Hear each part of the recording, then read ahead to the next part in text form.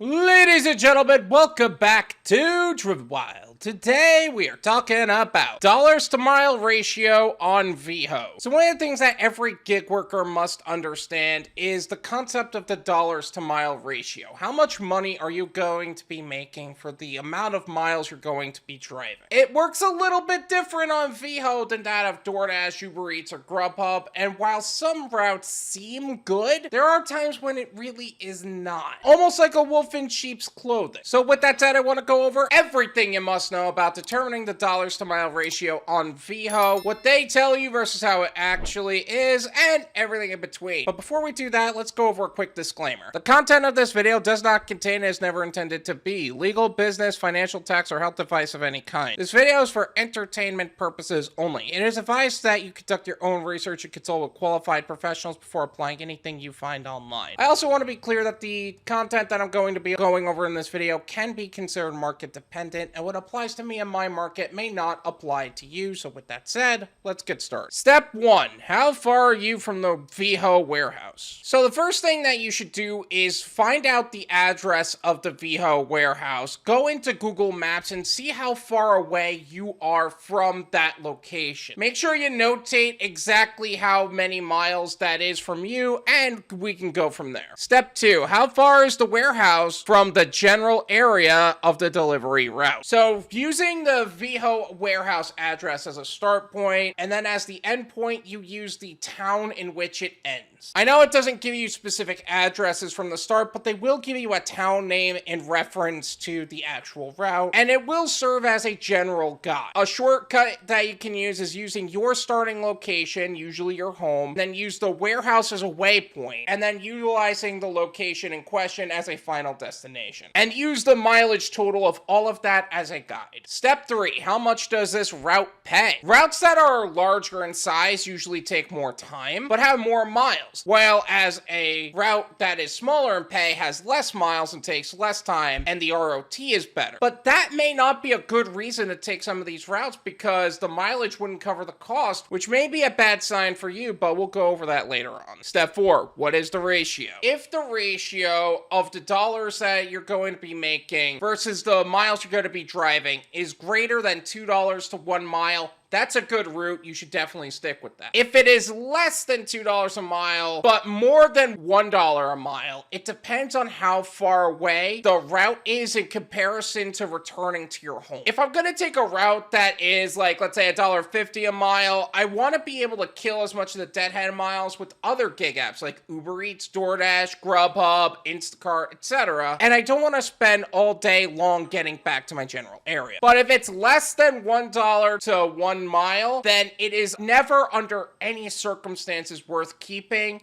and you should drop the route. When is Veho not worth it? Veho honestly is pretty good about making sure that the routes they have are paying what they're supposed to ahead of time for the amount of time you're committing to it, as well as the miles you're going to be driving. Sure, there are times where Veho is playing stupid games with the actual pins and all that, but overall they've been pretty solid. But what they cannot control under any circumstances is your starting point being your home. They can't provide income for deadhead miles returning to your home. And why should they? They don't know where you're going to be starting. You could be 10 miles away from their home and another person is going there that's a mile away from the warehouse. How can you expect them to make individualized payouts for every single person based on where they live? Nor is it scalable on their end. So when exactly is Veho not worth it? When the miles to just get to the pickup point far exceed that of the payouts of the location in which you pick up from. You don't want to lose money doing a gig app under any circumstances. Jerk routes. So you're going to notice sometimes in the late afternoon on some of these warehouse locations that sometimes you'll see a jerk route drop, specifically on Sundays, and the packages overall are low in count, but high in mileage. So let's say it's a route that's supposed to be 3 hours long. It has 5 packages, but the mileage between each package is so high